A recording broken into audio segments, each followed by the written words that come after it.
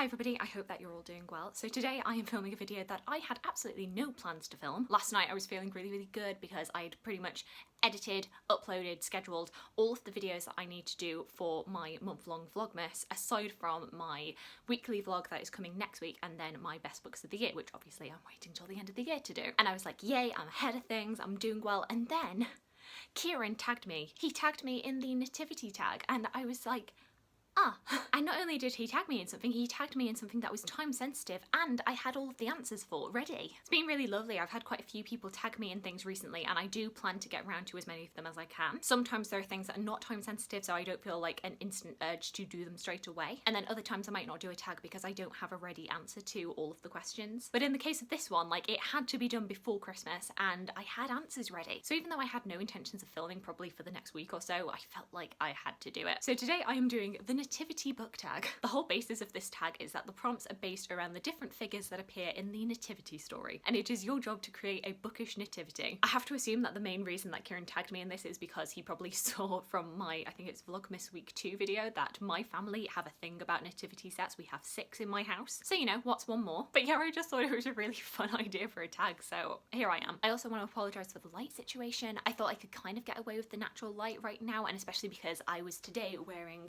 this jumper, you know, the offending jumper that was causing so many sparkles in my, what video was it? My 2020 TBR video. I just wanted to crack it out again, and you know, if I put the lights on,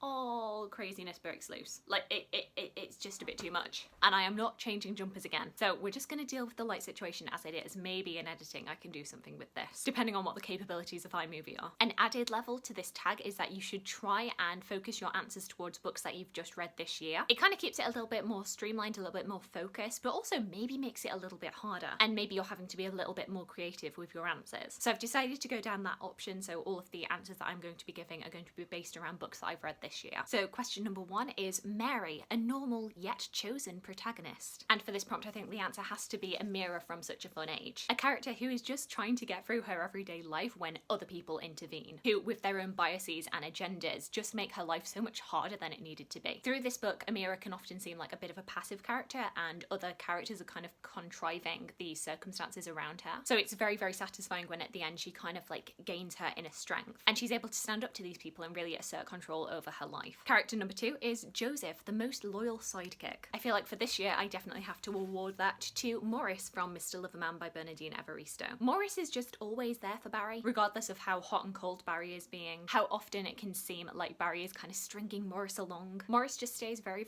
loyal to Barry. And I think at the point that we meet them in the novel, like, they have been together for about 60 years, something like that. So that is a loyal sidekick right there. The next prompt is Wise Men, 3 characters who give great advice. I feel like it's going to be quite an eclectic bunch here. First off, I have to say Mrs. Gardner from The Other Bennet Sister. I already love the Gardners in Pride and Prejudice, but I feel like they really come into their own in The Other Bennet Sister. Mrs. Gardner is just so kind and lovely and supportive of Mary, and she really works to draw out Mary's self-confidence and see herself as like a worthy person. So I love her a lot. When I said it was going to be an eclectic bunch, I really meant that, because my next Wise Man pick is going to be Chiron from The Song of Achilles. Oh gosh, just imagine that lineup. Chiron, who is the centaur who ends up teaching both Patroclus and Achilles. As well as being an educator, he's also a really great voice of reason. Frequently throughout the story, Patroclus will think back on things that Chiron taught him. You can really see the impact that that time spent with Chiron really meant to him. And then finally, back to Austen, I have Mr. Knightley from Emma. I didn't read this for the first time in 2020, this was a reread, but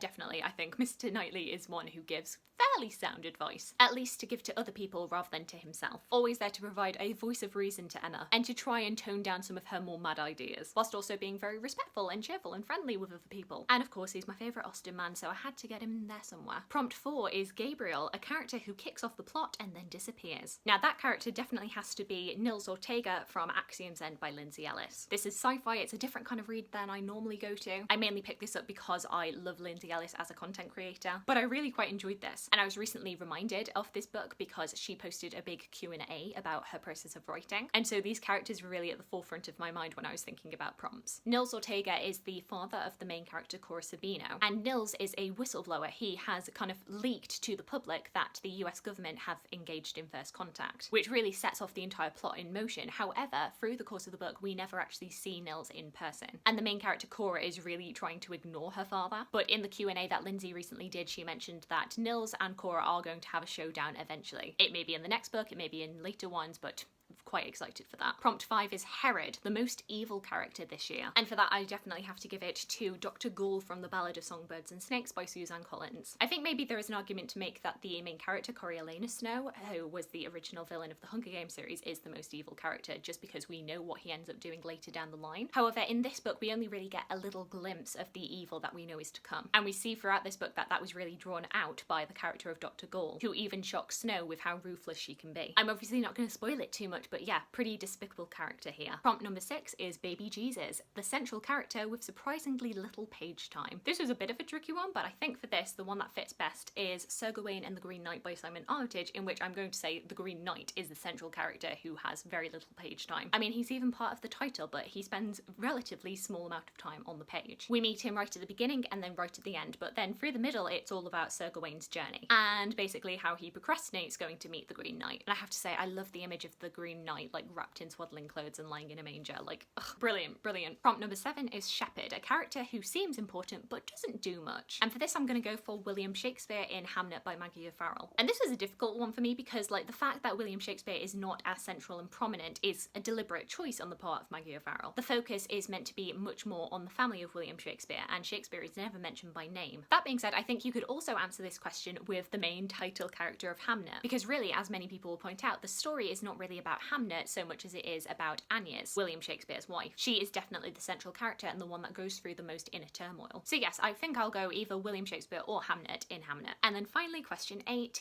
Innkeeper, a character with the most famous line you can think of, and who would you tag to do the challenge next? And I'm surprised at how hard I found thinking of a famous line from the books that I've read this year, especially considering that I've read 3 William Shakespeare plays, but I don't think they were like the big ones that have the most famous lines. I think also there are famous lines in books, but maybe a character doesn't speak them. So I've read 1984 and I just couldn't think of a line off the top of my head that a character said. There definitely is one, but I just can't think of it right now. I don't want to use Emma again with any of Mr. Knightley's lines, even though they are some of my favourite lines in all of Austen. I think the line that jumped into my head most was Neverfield Park is lit at last, but not from Pride and Prejudice, but rather from Longbourn by Joe Baker, because a variant of the famous line from Pride and Prejudice, Mr. Bennet, have you heard, Neverfield Park is lit at last, is uttered by Mrs. Bennet in this book. So yeah, let's have Mrs. Bennet as the innkeeper. We've had a baby born in our stable, and now we've had 3 wise men and loads of shepherds coming to our inn. Oh, you have no compassion on my poor nerves. Can't you see it? Can't you picture it? And in terms of who to tag, I feel like this video is probably going to be going out a little bit too close to Christmas Day, so I don't think anybody is going to want to do this video very eminently. However, if you are feeling kind of crazy and want to like rush a video out very quickly, then I tag you. I hope you've enjoyed this little impromptu tag video. I wish you a Merry Christmas, since I think this is probably the last video that's going to go out before Christmas. Or if you don't celebrate Christmas, then a happy 25th of December. Whatever you are doing on the 25th, I hope you are having a fantastic day. Thanks.